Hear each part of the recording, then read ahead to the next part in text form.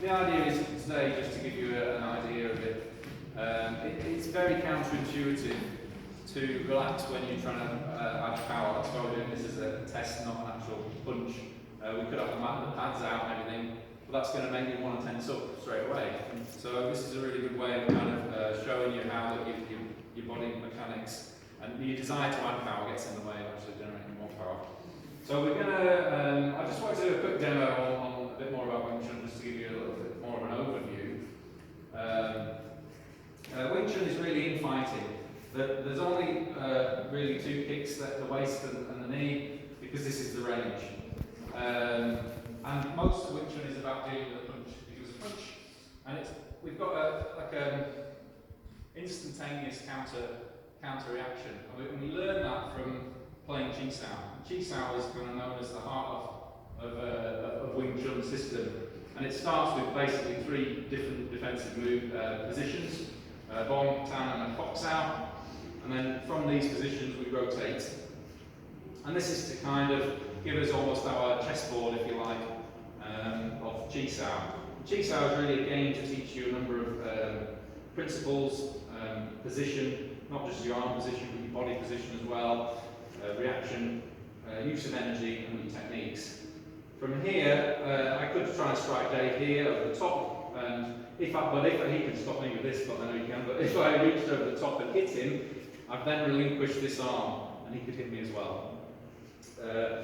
So we don't want that, basically. So in terms of Chi Sao, we have a perfect opportunity to get better. So what we're never going to do in Chi Sao is reach over and try and hit, relinquishing this arm. So we assume that the arms are nice, for example, and that would kind of discourage you from trying to do that. From here, I can push down on Dave's positions and he would roll around and put me in a different position. So essentially we have 4 different positions that we roll in between. We've got double Tan and double Fox out, and then half and half. Dave's inching away from me. We're not going to do this because this is terrible. Yeah, you want to get back to your ego range. We're not going to do this because this takes quite a long time just to implement this, for you to learn all these movements and get fluent with changing in between, and then from there we break off and we're trying to find gaps and strike through, and that leads to a great fun game called Chi Sao. But we extrapolate a bunch of drills and we get Pak Sao, which is one of the drills I want to share with you today. Pak Sao is basically, if we're in Chi Sao and we break off onto one hand, we get this opportunity, and then we strike through with Pak Sao. From a street kind of example, punch came in, I might block, and that gives me a perfect Pak Sao opportunity to break contact and strike through. So we're going to have a little play with Pak Sao drill, because I think it's one of the best, well, it's one of my favourite techniques out of Wing Chun, and it's a great crowd pleaser as well, isn't it? So we start off with an open hand. If we had a fist, if I wanted to do a lap, I'd have to open my hand first and then pull him in with a lap. So we have an open hand, but that also means it's going to be more relaxed so we can feel what's going on. So if Dave was to put any force into that, I could use that to choose what technique I might want to use. I'm just going to have 1 foot forward and breaking this down into its constituent parts. We're just going to step forward, break contact, and then land in the punch. Alright, so we're not adding any power to that today. Step, pack, punch. So the pack is only really to break this contact, and you only need a split second to get this in.